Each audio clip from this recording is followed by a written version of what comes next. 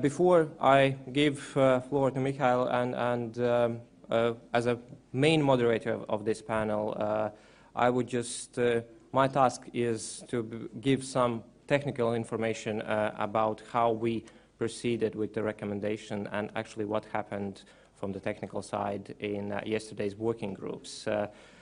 So this conference overall has two main tasks. One is bring together representatives from civil society of EU and Eastern Partnership countries, from different think tanks, NGOs, and of course also policymakers. So you can interact, you can challenge each other and complete each other to make Eastern Partnership more adaptable, more suitable to the challenges. The second task was to prepare recommendations that will be later handed into the policymakers. We have in the last panel representatives, we have two ministers of foreign affairs from Latvia and Georgia. We have Johannes Hahn, Commissioner for Enlargement and Neighborhood Policy. So we will give the recommendations to them to be later handed in to the Eastern Partnership Summit that will start today in Riga. Afterwards, the recommendations will be sent out to the main stakeholders, main EU institutions, and also forwarded to civil society organizations, so you can spread them out to their networks. So yesterday in working groups there was quite a lot of discussions on different topics. The discussions even went for more than 2 hours. That was first dedicated in these working groups. So the moderators took it quite seriously to get the results that they needed to be included in these recommendations.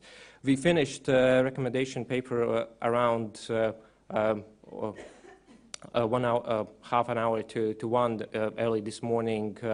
We're still finalizing them. When we have finalized them and when we will present them in the last panel, then they will be, the recommendation document will be available on the web pages of presidency and on the organizing institutions. And of course, we will also distribute these recommendations to our networks. Then, without taking any more time, I will give the floor to the main moderator and to the presentations from the working groups. Thank you. Thank you very much. Well, yesterday we had quite an intensive discussions in all working groups, I guess. I was involved in the first working group, and I can say that it was a huge circulation of ideas and quite an interesting brainstorming. So I would ask our panelists to try to be brief, but also not to miss anything. So you have 7 minutes each. We'll have all 4 working groups, and also we'll have the media conference rapporteur, who I hope will arrive soon. So our first rapporteur will be Oleksandr Sushko from Working Group 1. Please, Mr. Sushko. Thank you very much. We have a really comprehensive, extensive debate yesterday. We had a big group of participants, and that was a huge task to how to, I would say, integrate the variety of the ideas into one consistent document. So that probably the most important challenge, as there is no lack of ideas, but there is a need for better integrity among those ideas which were delivered to the audience. And also among the major, I would say, tasks and maybe even challenges for the group was how to combine various national-based approaches to one single region-based or the policy-based approach in order to have the document more or less unified, based on certain set of elements common for entire region, common for different professional perspectives and for national perspectives, to make it more, I would say, coherent and complex. We have covered few issues, but really it was a lot of issues. Mostly they are connected to the good governance, accountable policy making process and engagement of the civil society into these processes. So our main contribution was how to, I would say, recommend further productive engagement of civil society organization to the decision making, to monitoring, to civil control over the policies with regards to the Eastern Partnership policy, and in more general context to the policies on the national and international level. We have started with a preamble, because that was the first part of the document, and the preamble which we drafted reflects, it identified major changes which occurred since last summit in Vilnius. Last year and a half was really dramatic time, and we have identified few obvious changes which and challenges we face within this period. Certainly we have mentioned obvious differentiation, in fact, between the groups of countries who are more involved, less involved, identified the difference that 3 countries signed association agreement, while the other 3 are looking for other kind of arrangements with the European Union. We have certainly mentioned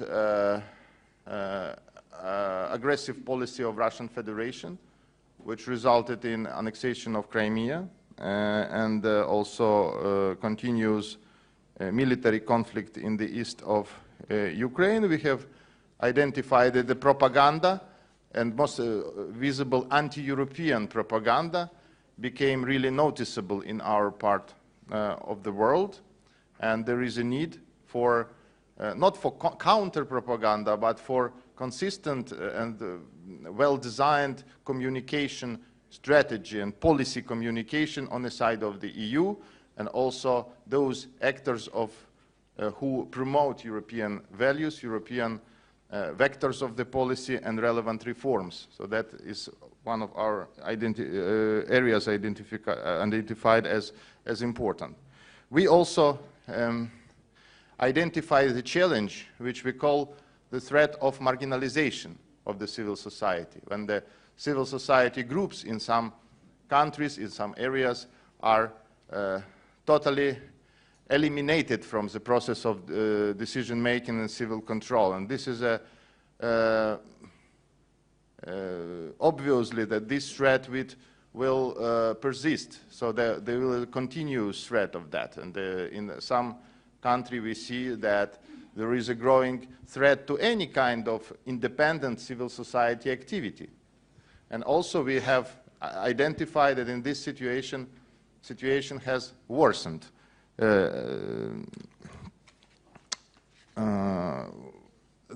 we proceed to the main part of the recommendation. We have divided it into a few points. You have seen probably the drafts which were distributed before, but what is most important is 2 major elements of our recommendation part. One of them is about civil society in the Eastern Partnership policy, and the second part is about good governance and accountability. They are interconnected, certainly. This is one approach dominant. That first of all, we argue for more consistent engagement of civil society institutions, organizations into what we call public policy or public dialogue, policy dialogue, which means that civil society organizations should be involved not only as target groups, but also as actors who participate in all elements of policy making, planning, implementation, and control. There should be a mechanism which gives civil society the instruments to be present in all 3 levels of policy-making mechanisms. We are in favor of institutionalized relations. So there should be a procedure and there should be an institution in each country which allows civil society, genuine civil society institutions, to be part of the policy-making process, including consultations, including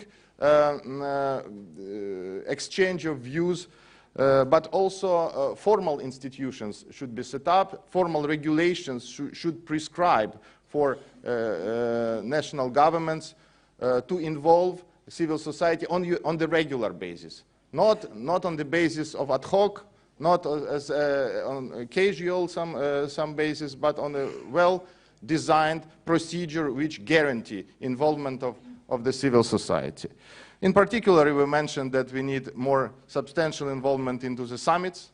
For example, we want our representatives to be part of the delegations, to listen to the reports of the top-level heads of governments, and to be involved into the summit through this way. So we propose certain recommendations how to improve capacity of the civil society organization to fulfill these tasks. Certainly we understand that in some areas civil society is still weak, and there is a need for further strengthening of this of the institution, of their institutional capacity to fulfill this mission. Then we also in favor of trilateral approach. So we want the EU institutions, EU delegations in the respective partner countries to initiate on a stable way trilateral policy-making approach or consultations where European Union, national government and the civil society, three parts of the dialogue, should meet on a regular basis to consult on the main points of policy agenda. And okay, so then we provide certain set of recommendations how to support reform-minded organizations on the national level, how to improve their access to various elements of decision making and policy making. In this context, Eastern Partnership is an instrument which should be even more available than the others. So there should be visible impact of the Eastern Partnership for better chances for civil society. That's about funding, that's about procedure, and that's about practices which should be universal, so which is typical for all the partner countries. And the best practices should be given and learned and then implemented. And the last a big part of the recommendation is about the sustainability and sources of support to civil society in Eastern Partnership country. There is a request to the European Union, first of all, to provide funding necessary to participate in European civil society networks, their events. EU should, in our opinion, should address the growing problem of so-called GONGOs, governmental control NGOs, which are a direct threat to independent nature of the civil society.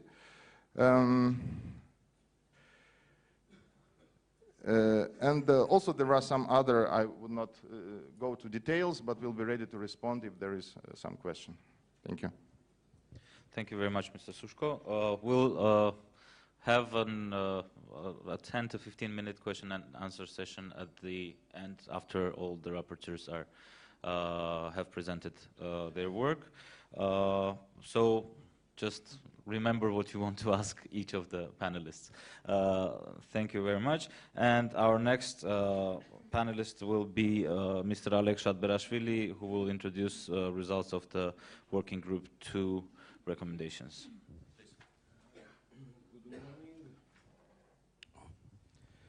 Good morning. I have the honor to bring to the highlights of this morning's session to your attention the results of Working Group 2, which is a reflection of Working Group 2 of Civil Society Forum with very wide agenda of a spectrum of issues which this working group 2 covers. The title of the, this working group meeting was Bearing the Costs of Economic Modernization, Social Inclusion and Sustainable Business Environment in the EU's Eastern Neighborhood. From this title you can see that there is everything. All the economic development of our countries are covered with this title. Of course, it was impossible on this session to touch all these issues. I only remind you that especially in the countries who are who have signed association agreements, the gravity, the thematic center of gravity shifted exactly to the economic issues in which civil society has to show that it's relevant to this very difficult task. For example, in association agreement for Georgia, with Georgia, there are about 450 clauses, and very important clauses underlining the general European values like rule of law, like human rights. These issues are covered by around 30 clauses only in the association agreement. The rest goes to economic development, to mobility, to education and many environment and so on and so on. So the big part of these questions comes to working group 2 and governmental panels 2, which are for economic integration. The moderator of this session was Kristina Tonison from University in Tartu, and she, I think very wisely, selected several issues from this enormous spectrum of questions, and with support of presenters Victor Baramia from Eurasia Foundation for Georgia, Dirk Schöbel, EES, Andris Stras from Bank of Latvia, managed to involve in very live discussion all the audience consisting of about 50 participants. And in this interactive manner to reveal what are the main goals of civil society in this new, absolutely new environment. It was underlined that EAP, and this is one of the achievements, as it was said there, of EAP, made civil society to move away from pure political issues and think of issues they did not deal with before, namely such things, such issues as consumer rights, food safety, sustainable development, energy security, social entrepreneurship, SME development, research and innovation, etc., etc., etc. The main tasks of CSOs were formulated. I don't think that these tasks are something new for you.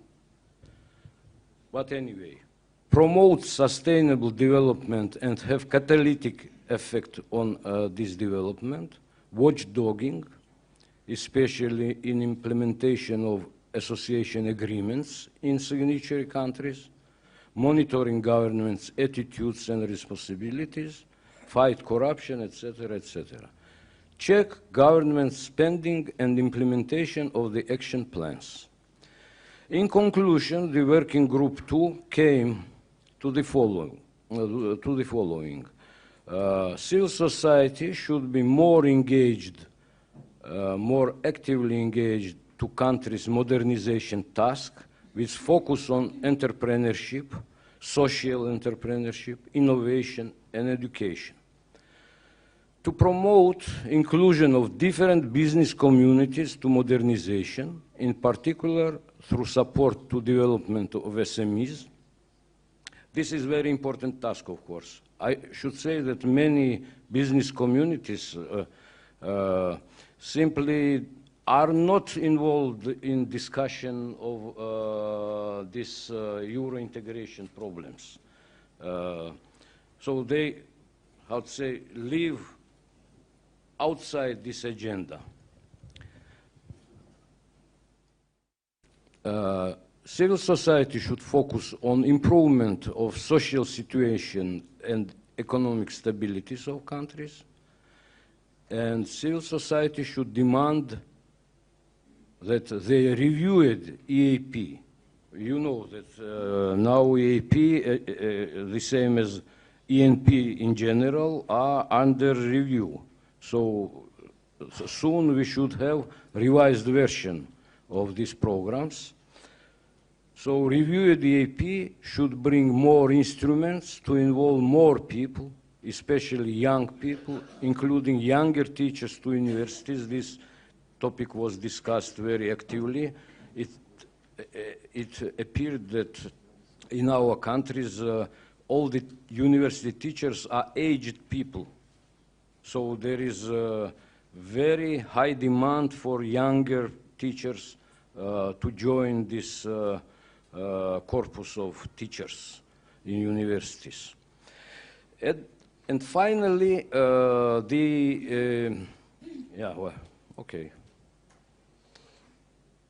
And finally, the EAP as a whole also was evaluated. So participants expressed their views to how successful was EAP up to now, and what achievements did it achieve its goals or not. It was, and this opinion was unanimous, I think, that EAP, of course, did not achieve all the goals which were planned. Nevertheless, the goals which were achieved and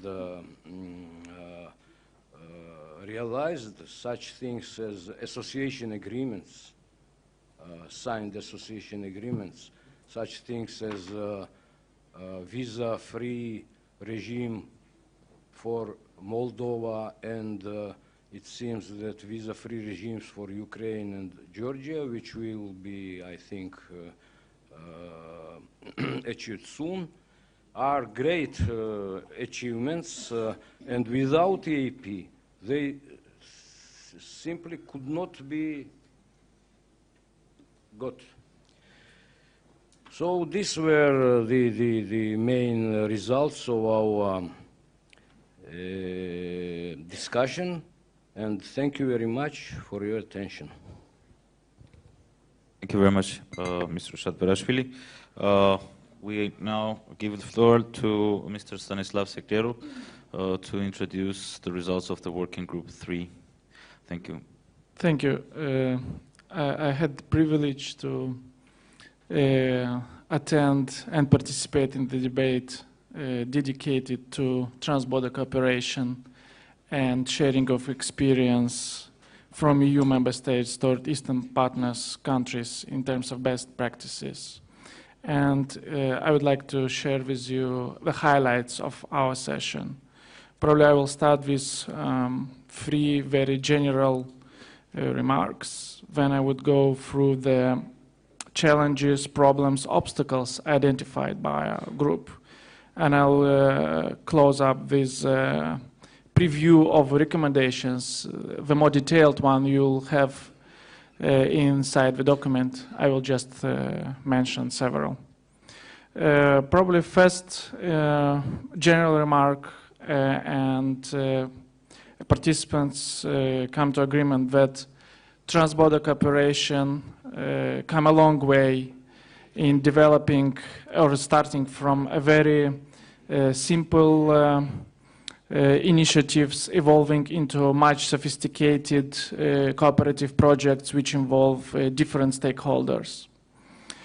Nevertheless, there is more work to be done.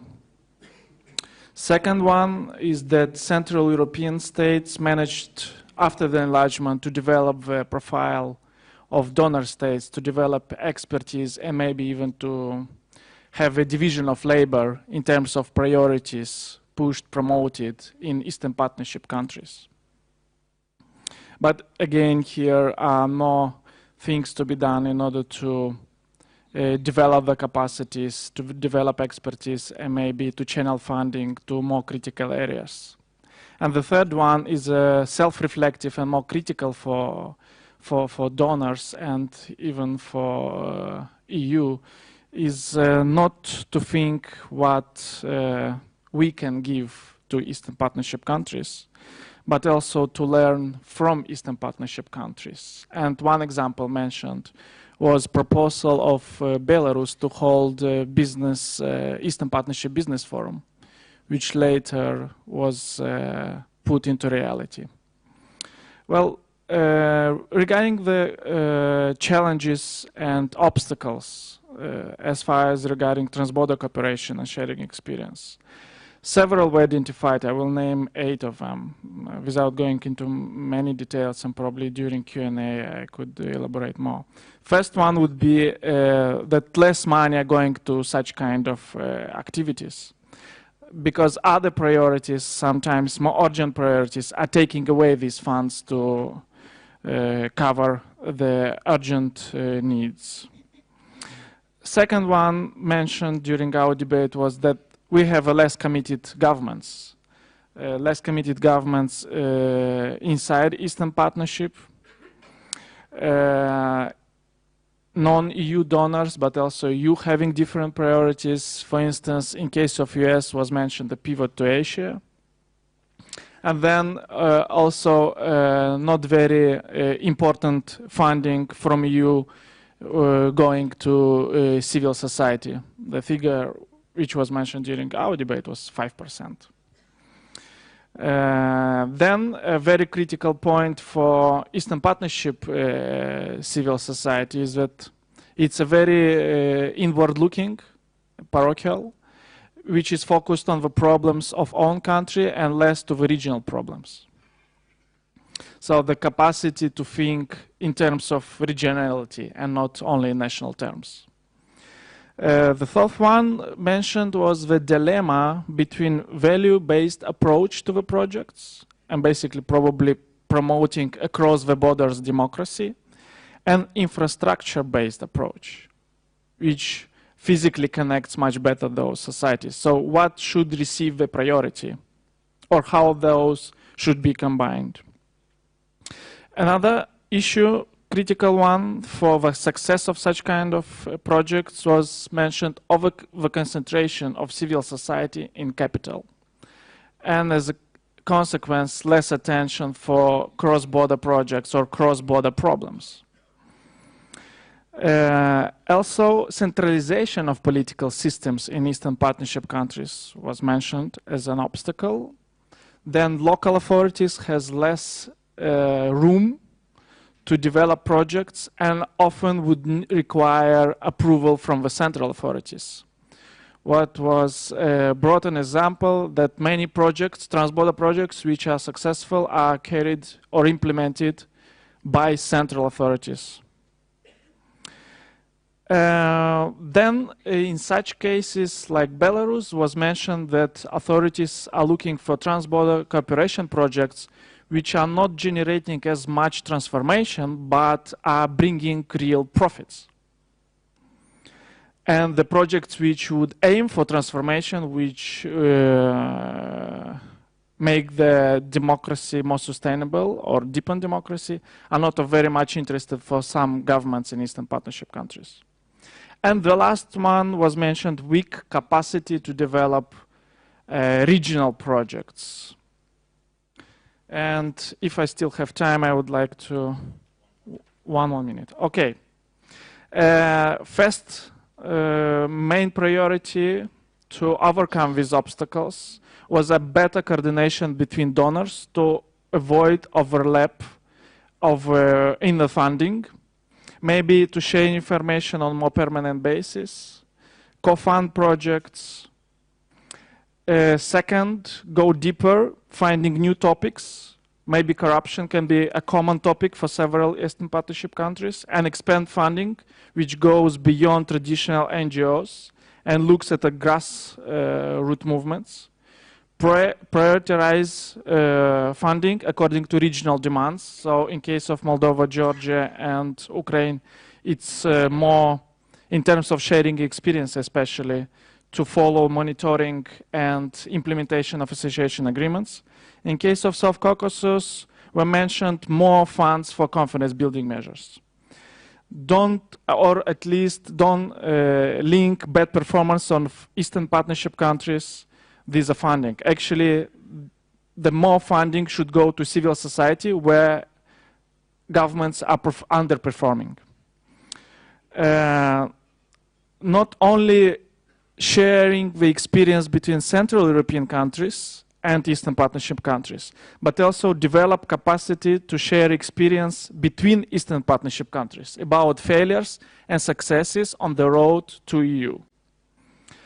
Obviously, pay attention to interconnectivity projects between Eastern Partnership countries and EU, and look at non-financial solutions to promote trans-border cooperation. Mentioned corporate social responsibility, civic-private partnerships, crowdfunding platforms, and so on. I will conclude here, and I will be glad to provide more details during Q&A. Thank you. Thank you very much. Okay, just not to lose time, Ms. Iryna Sushko will introduce the results of the fourth working group. Thank you very much. I will be brief. All our group's members strive for mobility throughout the Europe. In the mobility area, all countries of Eastern Partnership are moving, we think, in one direction, though with the different speed. At the same time, we are willing to cancel with regulations with the EU. Why? Because almost 70% of citizens of EEP citizens have never crossed the border of the EU. Half of them are youth. Half out of this population are active citizens who need regular trips. These are people who can be useful as for their own society and to the society of EU as well. Why? Because we are talking about law-abiding citizens who strive to study, strive to see the world where the law and right are the priorities. We think that it is obvious, it is a fact that immobility leads to close nature as well. It leads to the conservation of stereotypes and at the same time urges to uncritical thinking. That is why we believe that the biggest help and support of European Union to our societies in gaining the democracy should become the promotion of contacts between people. By this way, the EU proposed the tool of reaching the mobility. Firstly, it is the visa facilitation agreement, the agreement on simplifying visa application procedures, and secondly, it is the visa liberalization action plan. The first one gives the chance to certain categories of the population to get visas under preferential conditions, And the second one contains the technical tasks and criteria fulfilling of which gives the possibility to travel without visas. How do these tools work? The answer is as follows. The agreement works partially. Its separate progressive provisions are selectively followed by the embassies of the countries, EU members. And at the same time, we understand that visas are still the tool of security for the EU. Nevertheless, the independent experts constantly reminding about the fact that visas do not stop organized crime and especially illegal migration. At the same time, they are the administrative obstacle for law-abiding citizens. That is why our group of members during working group discussion developed recommendations to the different stakeholders in two crucial spheres, visa and mobility. Hence, if referring to the visa domain based on the argument presented by the group members, the following recommendations were worked out. To the consular missions of the EU member states, ensure greater respect of existing regulations, first of all, EU visa code and visa facilitation agreement. In particular, we believe the consular missions should considerably increase the number of multiple entry and long-term visas. The consular missions should avoid issuing single entry or short-term visas to applicants with positive visa record or visa history. The consular missions should ensure the right to apply via external service providers or directly to consular establishments. The consular mission should improve the appeal procedure by making it easier and less expensive. Also, we believe that the consular mission should ensure adequate information provision regarding the existing norms and standards of current visa regulations. Also, we have recommendations to the European Commission and governments of the EU member states. For example, we believe that European Commission should provide additional statistic parameters enabling better assessments of the implementation of the most sensitive provisions of the EU visa code and visa facilitation agreement. And these additional statistic parameters should be established. In particular, an indicator of issued visas valid for more than 1 year should be introduced. The European Commission should review the EU migration policy and ensure a differentiated approach towards different EEP countries. Also, we have defined tasks for the EEP states, which are the following to the EU member states. For example, the Ukrainian and Georgian governments should commit themselves to fulfilling all the criteria by the end of this year in the action plan on visa liberalization, and the EU countries should make a commitment to introduce visa-free regime as soon as all the technical are fully met. We hope that all those recommendations will be taken into account by all the party mentioned. Thank you. Thank you very much. And finally, Mr. Boris Navasardyan will introduce the results of the media forum that was organized in parallel with the conference. Mr. Navasardyan, I would like to ask you to briefly introduce what happened during the media forum and to introduce the results, but briefly. Thank you. Thank you very much. I brought you, in fact, greetings from the friendly event that was taking place parallel to civil society conference. And this was the first media conference in the history of events that are taking place in the margins of the Eastern Partnership Summits.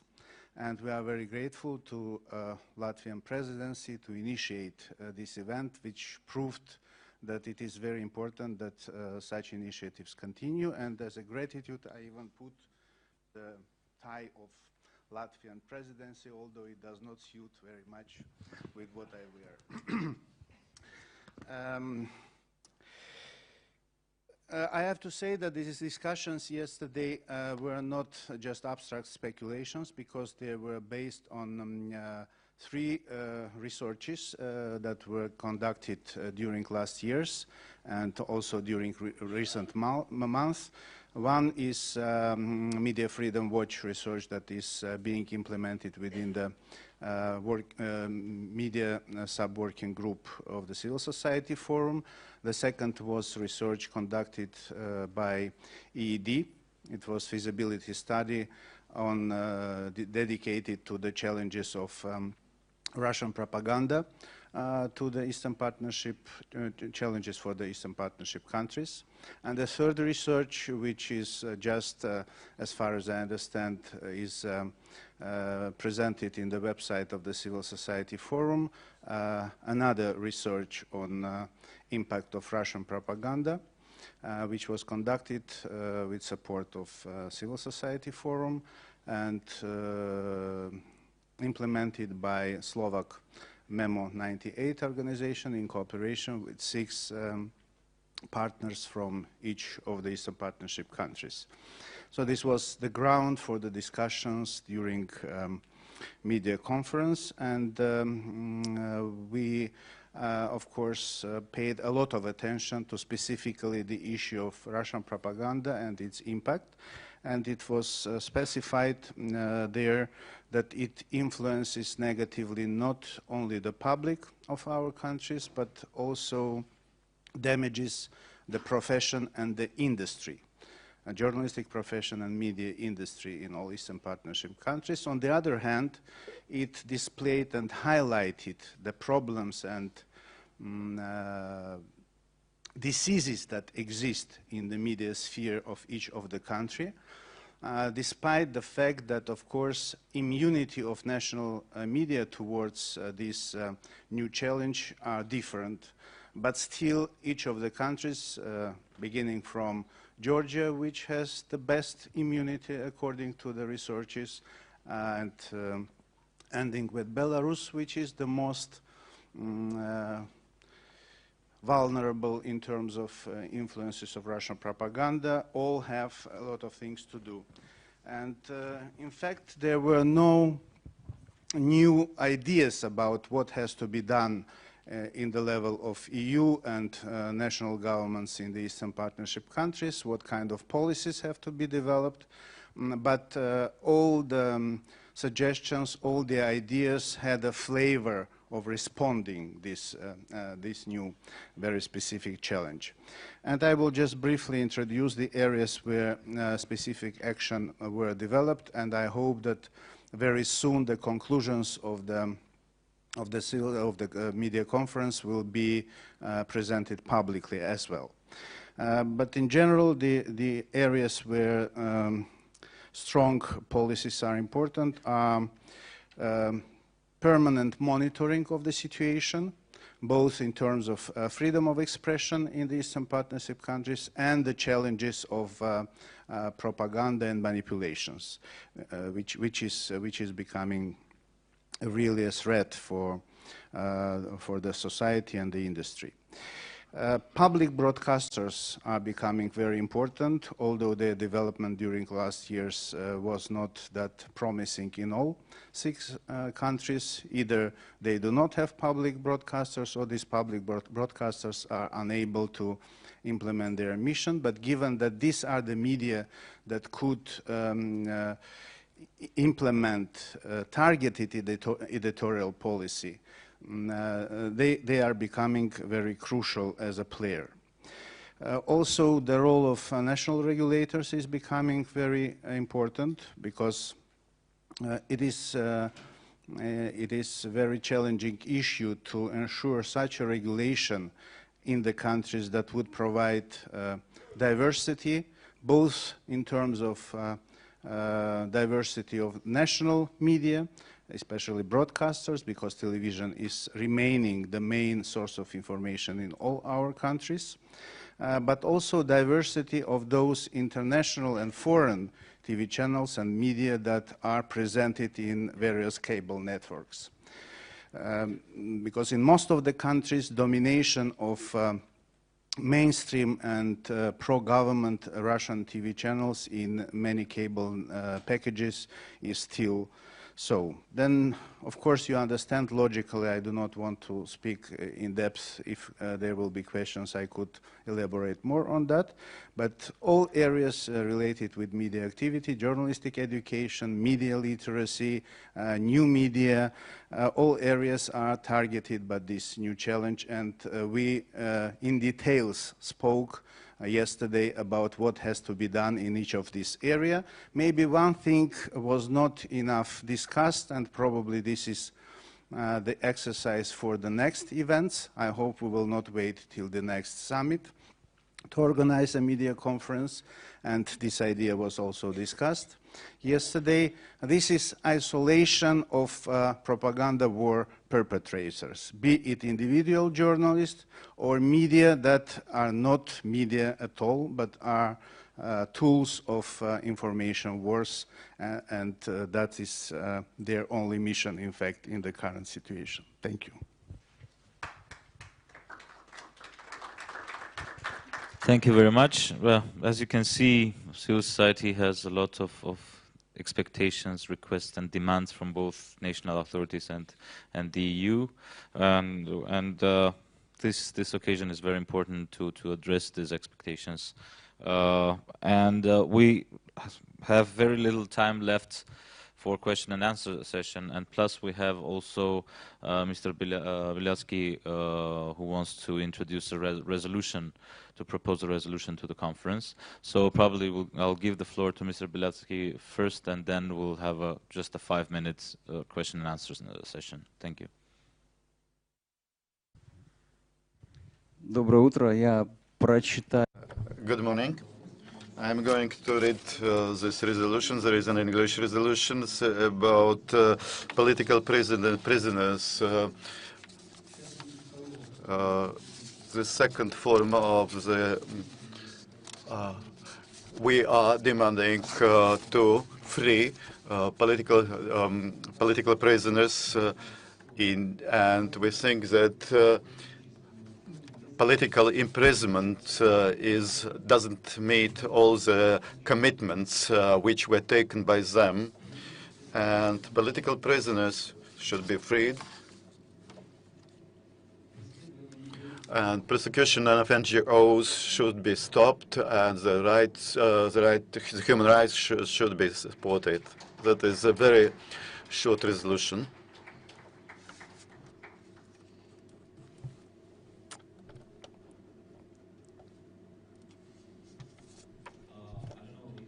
Have that, I mean, can we vote during this session, or probably we can disseminate the statement among the participants and then receive the feedback and publish it? Are there any objections against this resolution? Please, those who have objections, raise your hands. So there are no objections, so we can consider the resolution as accepted by the conference.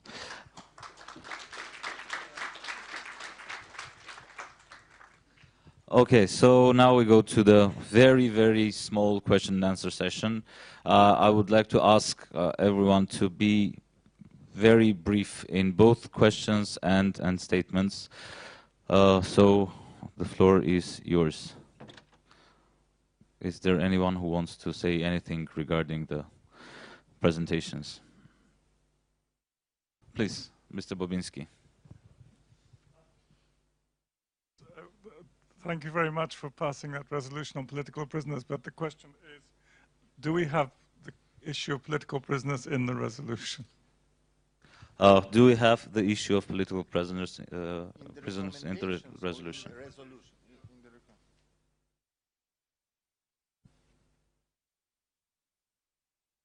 Is it available in the preamble part? In my part it isn't. Māris, do we have it in the preamble part?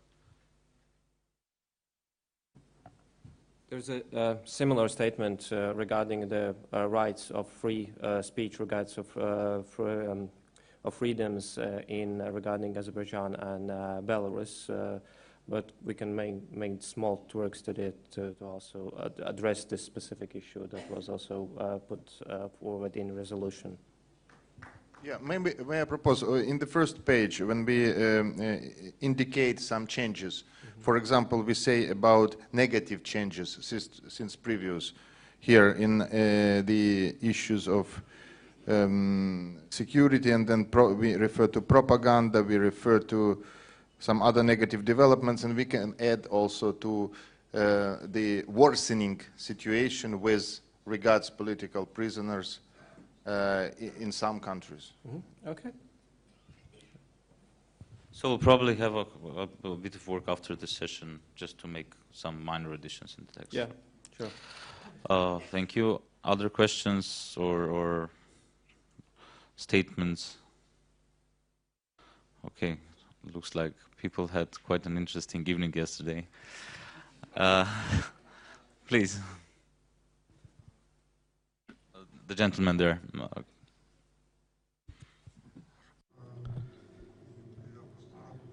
I participated in the work of the fourth group, and we spoke about networking, and we discussed that we should enlarge networking and expand this kind of work, and there are many organizations in EU and also in East European countries, and via such networks we could cooperate, and we shouldn't wait till such conferences if we want to get some topical information. Unfortunately, we didn't mention this in the morning. Iryna?